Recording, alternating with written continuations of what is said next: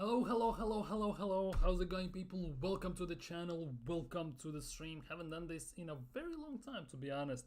Gonna try to basically do things a bit differently this time. I wanted to make a video, but I decided to go live and see how this goes because I'm just testing things out. I want to see where everything lands, where everything goes, and we go from there. But today, we have quite a bit of things to talk about, some transfers, some discussions, some opinions, and it's all over the place. I'm not gonna lie, because we still haven't signed anyone. We are nearly a month into a transfer window. We are moving forwards in a snail's pace. Let's be real. We haven't improved our squad yet. No players are coming in. No players are going out. And it's, in a way, hella getting on nerves. And let's be real. The preseason starts in, like, less than 3 weeks. To be honest, in less than, I would say in about 2 weeks, actually, the preseason starts. And nothing.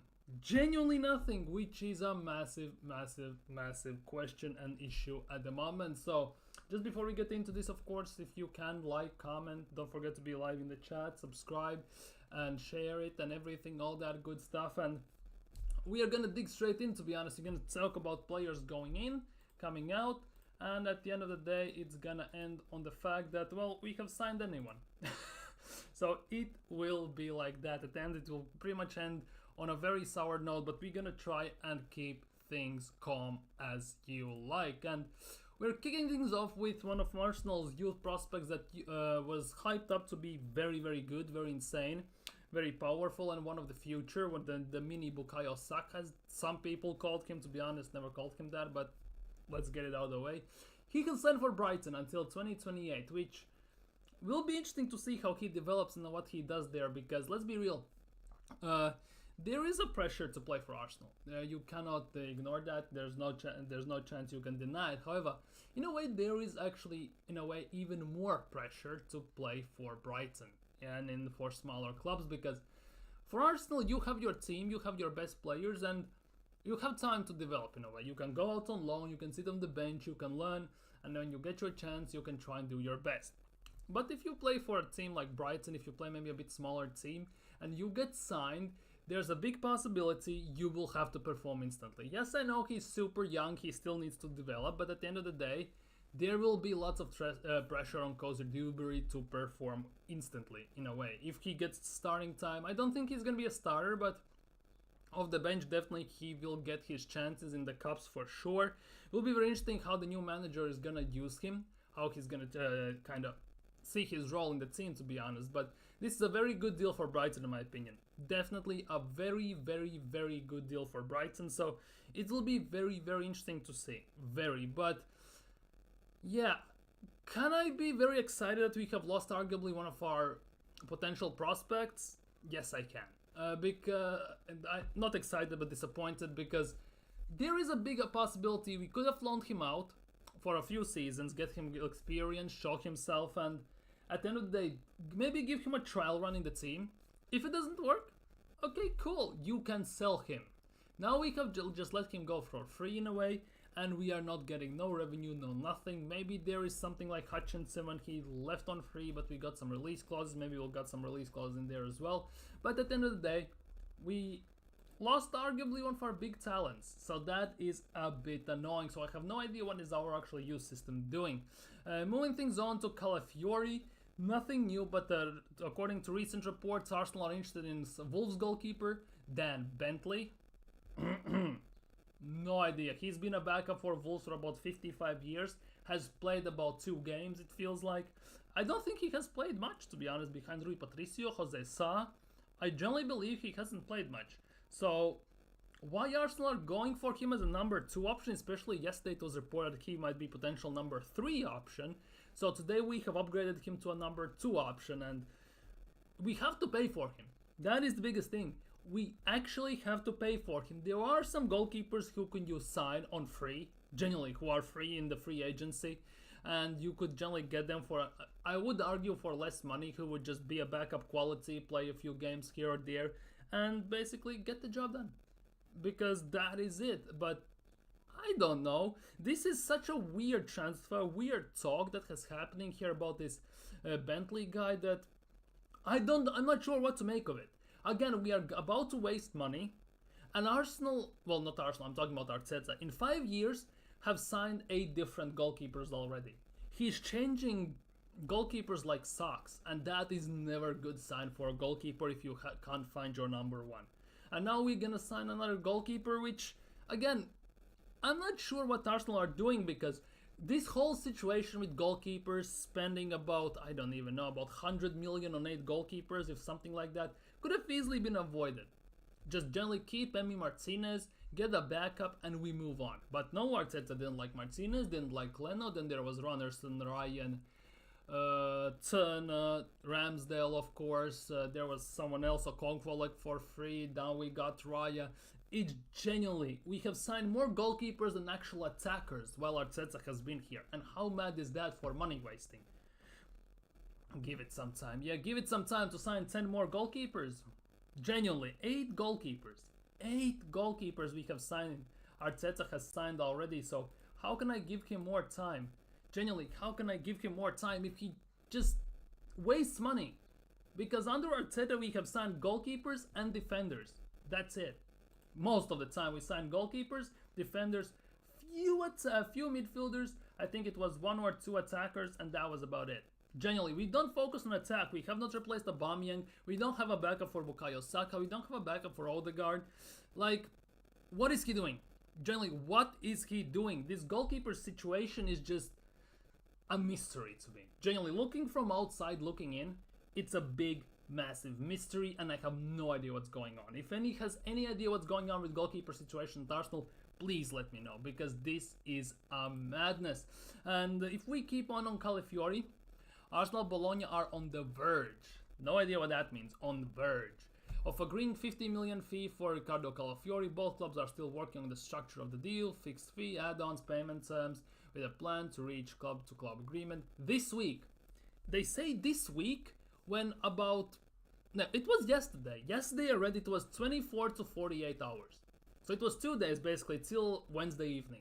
Now they're saying that it's gonna be by this week. Yes, this week includes Wednesday, to be honest, and everything. But again, the pace we are moving in transfer window, I don't see it happening. To be honest, I don't see it happening by late Thursday. I can see it maybe Friday. And everything. It is insane. It is insane. Again, it is kinda nuts. It is nuts. And yeah, Fofana is one I would just instantly gone after as soon as the window opened. Genuinely, Fofana would be one I just would go after. 20 plus something million, steal and a half. Why we haven't done this is also a big mystery, because at the moment we have been linked with defenders, some attackers, goalkeepers, and that's about it. We at the moment in these transfer rumors that are happening around the world that is going around Arsenal is very weird, because we haven't been linked with midfielders whatsoever. Douglas Luiz fell through, Zubimendi said he wants to stay, Mikel Merino has gone quiet, Fofana we haven't heard a peep about, Rabiot just no, and everything. So at the end of the day, where are the midfielders? Because that position we need to strengthen, arguably, maybe not as much a striker position, but in a way we need to strengthen both of those positions. We need to strengthen our midfield, because Partey either is going to get sold or he's again going to be injured for the whole season. And going in with the 50-year-old Jorginho also isn't the answer at number 6. So where is the midfielder? First things first. Second of all, backup for Bukayo Saka has been an issue for about 2-3 seasons now. Signing a number 9 is a whole different story. We sold Aubameyang, we have sold all the strikers we could ever imagine. We signed Gabriel Jesus, who actually isn't actually a striker, as he says himself. Finishing is not his natural thing, the main thing. And we sign Kai Havertz and stick him up top. And then when we are in deep waters, we sub on Eddie Nketiah. Eddie freaking Nketiah up top to try and win a game against Bayern Munich.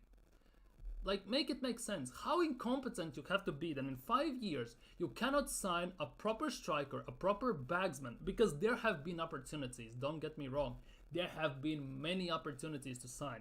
The thing is, either the player doesn't want to join, or Arsenal don't like the player for some reason. Because we heard about the Tony thing, that Arsenal have met with Tony, and they didn't like how Tony presented himself. Even though he said he wants to win, he wants to do it at Arsenal, and he wants to score goals, and he wants to play for the team. He said those things, and despite that, Arsenal were in the interview and kind of felt he was too cocky, we didn't like him. Like, he's a character. Like, let's be real, Tony is a character. At the same time, one thing that Arsenal is definitely lacking in this team are characters. Because our team feels like we have yes men and who are supporting Arteta and go, yes sir, I Arteta, yes we're gonna do this, yes Ida, let's go sail. That's it. We need characters who actually have a bit of an arrogance about them. But again, Arteta doesn't like them. Because every single player that has had a character in our team, he has instantly weeded out, locked him out of the team, and inevitably has sold him. And that is also hella annoying. I thought they would have gone all in for Bakayoko from PSV. And, oh, it doesn't show a full one. Oh, this is bad. We'll have to fix this a bit later on. But we need a backup for Saka, and Bakayoko can rival him for... Yeah, he can. That's the thing. He's... Although Bakayoko, he has a lot of pace. He's like Doku, basically. The end product might not be there exactly, but we need a different profile type of player to Bukayo Saka just to throw opponents off. At the same time, one thing I don't think Arteta ever does is switch wings. Because for me, it's a big thing. Because when I watch, let's just say, Spain play or someone like that, they switch left wing or right wing around on occasions just to throw opponents off. And at the end of the day, we have a left-footed player at right wing, so he can cut inside and shoot, basically trademark Bukayo Saka. And we have a right-footed player in the left wing, who again tends to cut in, and or on most of the occasions just drives to the byline and crosses it with his weaker foot. And why we don't switch it around? So maybe Martinelli can cross it on his strong foot, maybe he can shoot on his strong foot. Maybe Bukayo Saka can shoot on his strong foot because he likes this outside to inside shot, what he does with his right foot. Why not try and exploit that on his left foot? And I definitely believe the defenders know that. They will try and focus on his left foot. And then he can cut inside on his right and try and score with his right. Because we have seen he has pretty decent right foot as well. So this mystery as well that this football we are playing, and football in general to be honest, has become so robotic and so like... I know, very stiff. There is no expressing yourself, no excitement. Everyone does what's written by the book, what manager has put down, and that's about it. Nobody can express themselves. You don't see players go like Ronaldinho did, like Neymar, like Messi, like big players. Yes, I know I'm naming big players, but they were allowed to express themselves on the pitch. They were allowed to do some skills to throw opponents off, to try and cause a bit of mayhem, to try and cause chaos. Arsenal cannot do that. Arteta doesn't allow do that. Pep doesn't allow do that. And to be honest, Marcelo Bielsa, the Uruguay manager, ex-Leeds manager, said it perfectly. Football, year by year, is coming more and more dull and more boring. You're gonna see less ballers, less players expressing themselves, and they will just be very stiff, very robotic, and they will play according to game plan without trying to throw in a curveball, basically. And that's what's happening. Brazil national team look abysmal compared to Brazil I used to watch back in the day. It's just embarrassing, to be honest. But getting back to transfers, Calafiori should be done by this week. Some say in 48 hours by Wednesday. Let's wait and see what's gonna happen with that. Obviously, we have been linked with Leroy Sané. Some were speculating that he was one of the mystery Germans we might sign, the German internationals. It doesn't look like it's going to be Kimmich. Kimmich has been linked with PSG as well. And looks like Leroy Sané is going to have a surgery of some sorts. Leroy Sané, he has had an injury and he's going to be sidelined for a few weeks now. Which is very not good, because Arsenal were looking at him, according to rumors again. But that's the big thing. But that's the big thing at the moment. But he's set to spend a few weeks out on the sidelines with an injury he has picked up, which is not a great sign whatsoever. But to be honest, overall, people say Sané is washed. At the same time, Sané cooked us in Champions League. Like, make it make sense. Just like everyone's saying when Arteta was signed, that what's his face, Carlo Ancelotti was washed, what he did at Everton and everything. You see what he's doing at Real Madrid. He's not washed. He was just at the wrong team at the time. Even though he made Everton look insanely good when he was there. I'm not gonna lie. So it is what it is. And moving on to Williams, which we have also been linked with, Nico Williams. Barca president Laporta has said, I like Nico a lot, and I have financially we can make it happen. He has admitted it, he has fully come on and said it. So all the hipsters that wanted Nico Williams at Arsenal can finally go quiet. Because at the end of the day, for me actually, he's gonna stay at Athletic Bilbao for one more season and then move to Barcelona, or he's gonna move to Barcelona during this summer window. So we can shut door on that fully on. Moving on to Kivior, it looks like that he actually, Arsenal are open to listening to offers for Kivior with Calafiori coming in. Someone has to go, and that, by looks of things, could be actually Kivior. And now this is the big thing. We spent good money for Kivior, 20 plus million, and he was young. He was for the future, as they were presenting him by and everything. And he is so good for the future of Arsenal that in just year and a half, we are selling him.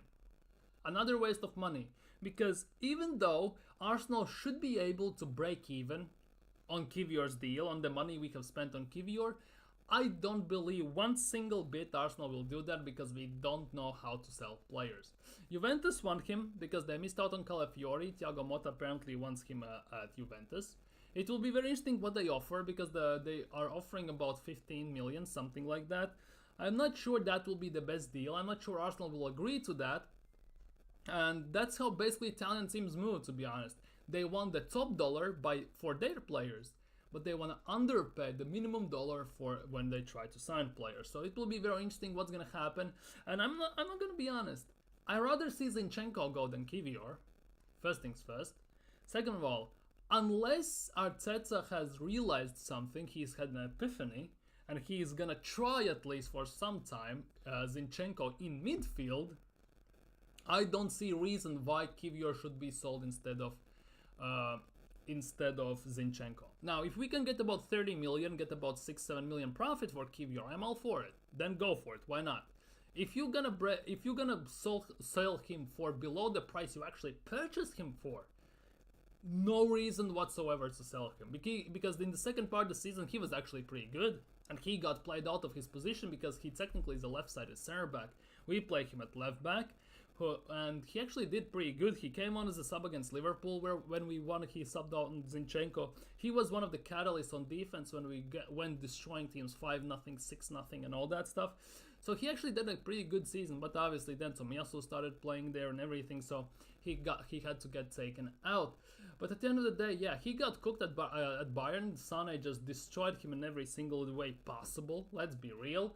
So that was not a good thing for him. And I think definitely that kind of shattered his confidence, and that's why Arteta didn't play him at all anymore, pretty much.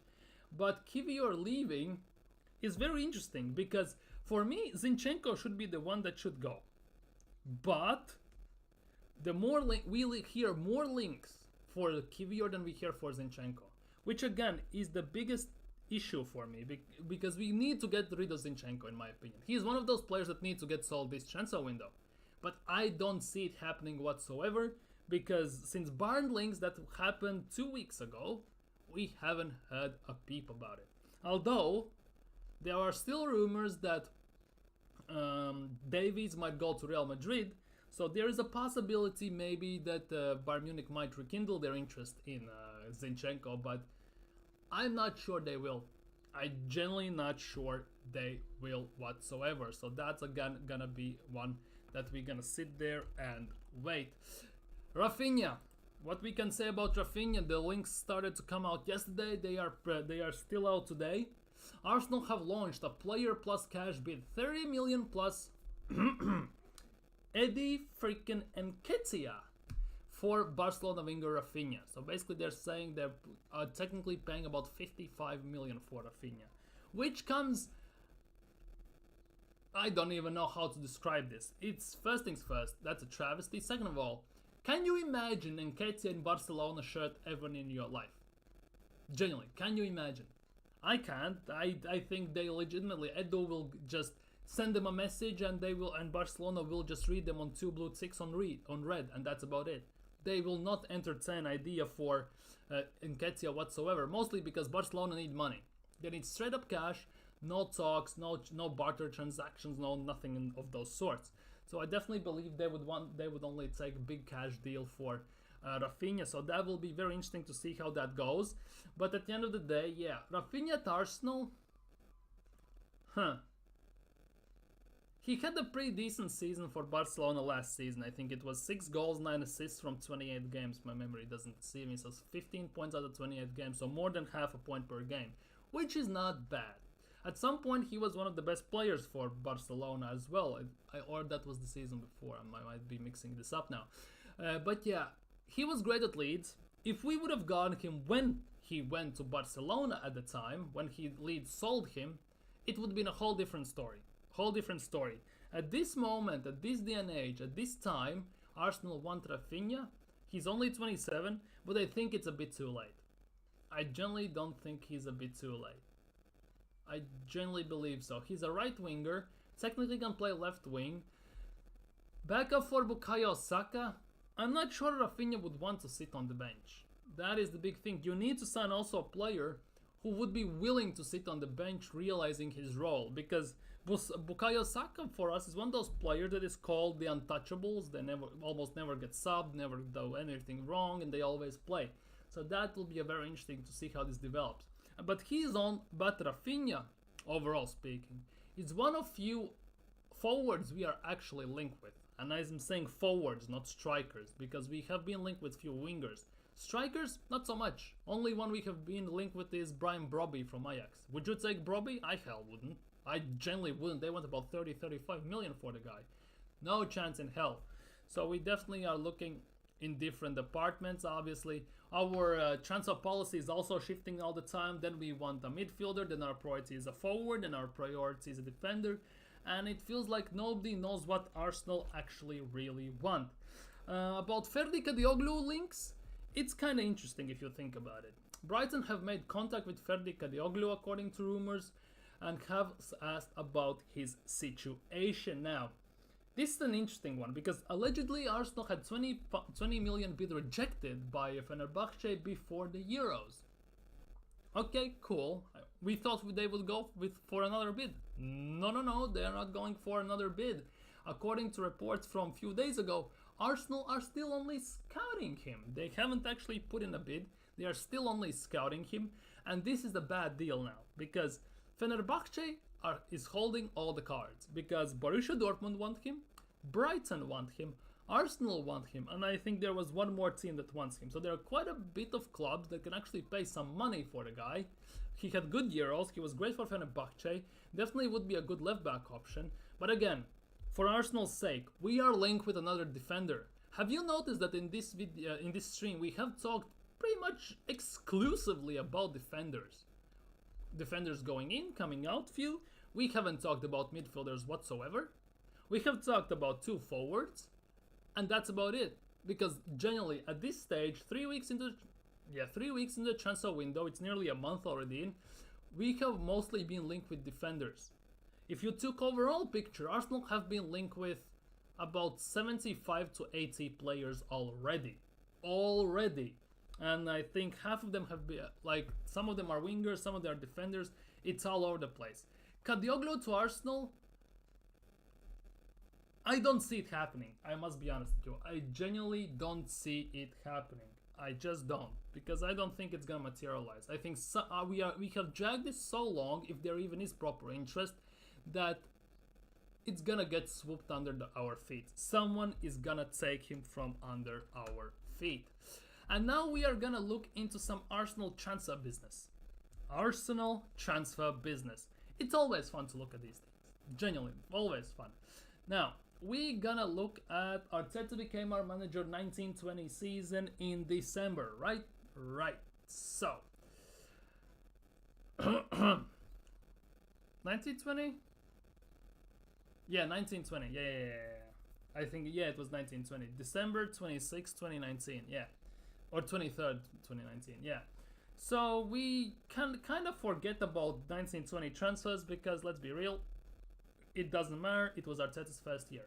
Second year, let's just look what Arsenal did.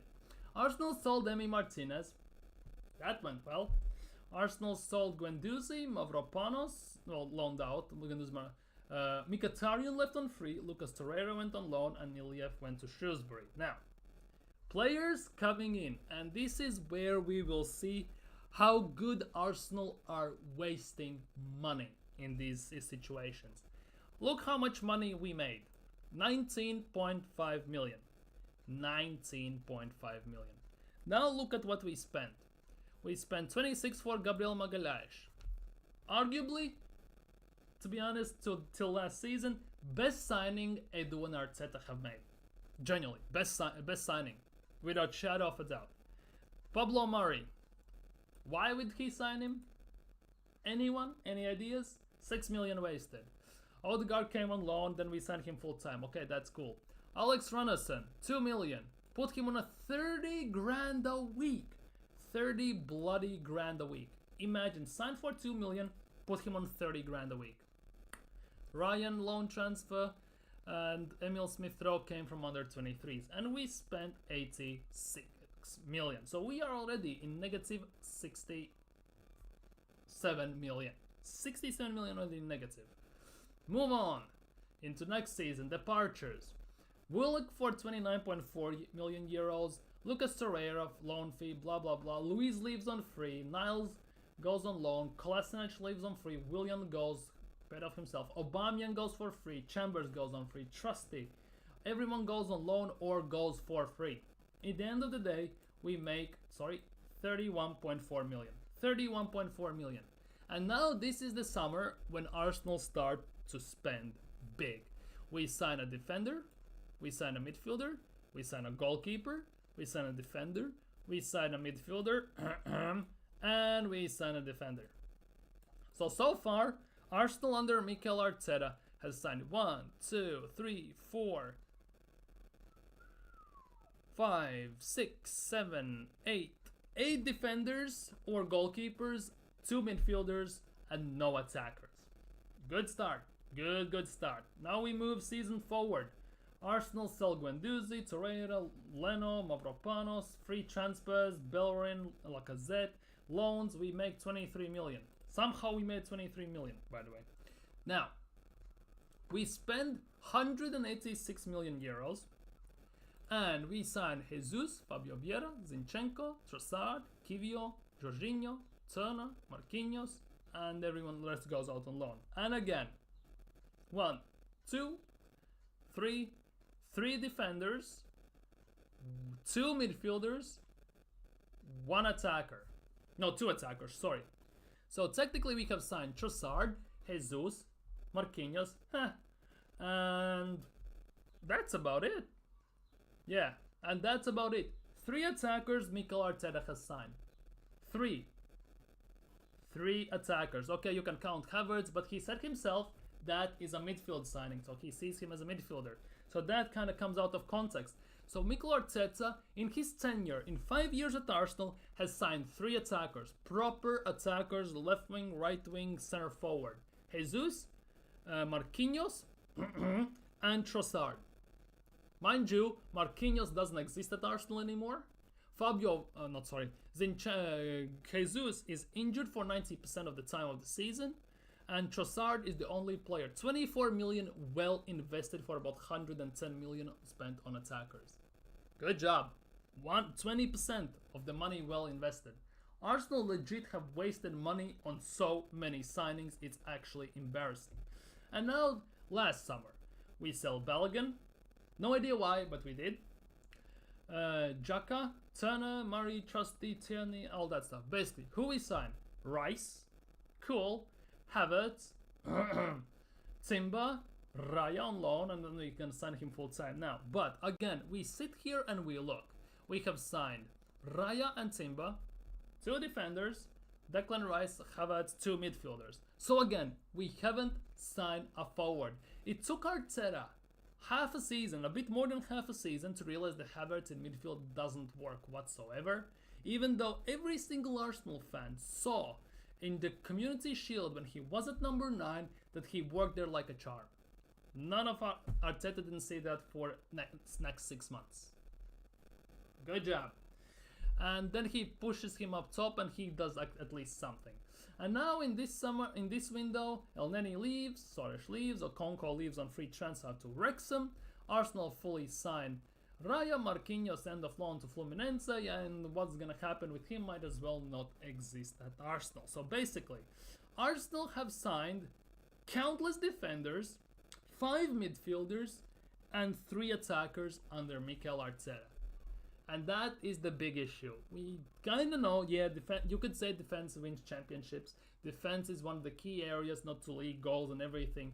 But at the end of the day, we are at the moment at a time where we have spent 600 plus million, negative 600 million, and we have no attack in a way of substitutes. We have no attack. Our bench looks like championship bench, more or less.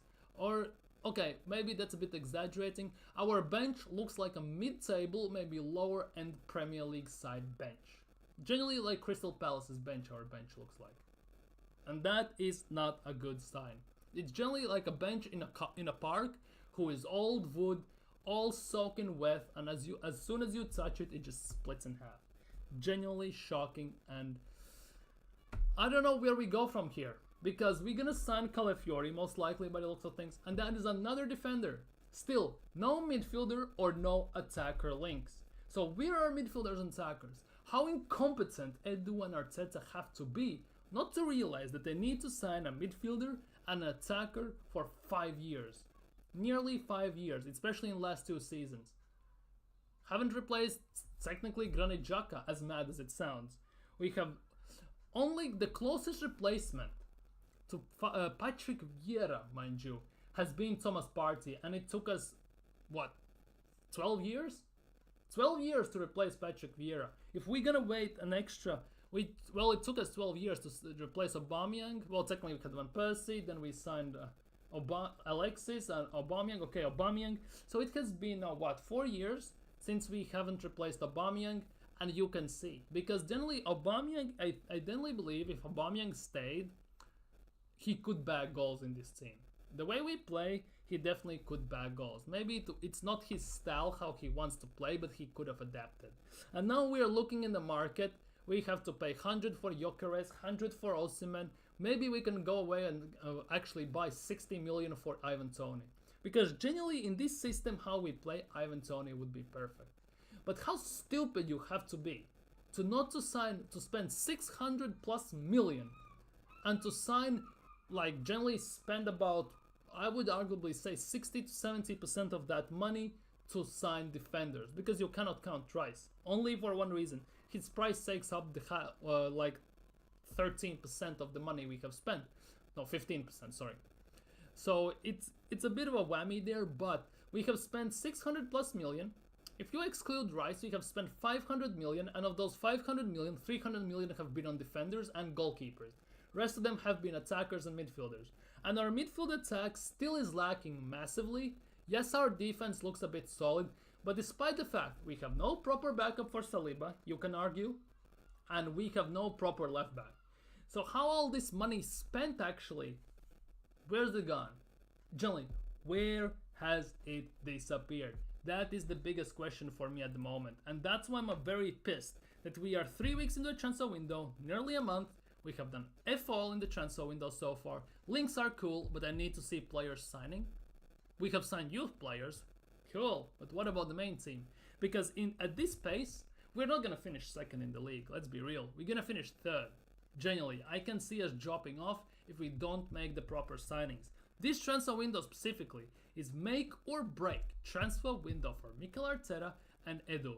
Because if you don't get the job done now, if you don't do properly in the league, it's time to go. See ya, and get us a new manager and new sporting director. It's time for a change if you don't perform. I need Premier League or Champions League. We'll need massive major honors to show that nearly 700 million or 750 million that you will spend cumulatively over a 5-year period has not gone to waste. Because success is measured by trophies. And the best ability is accountability overall and then availability for the players.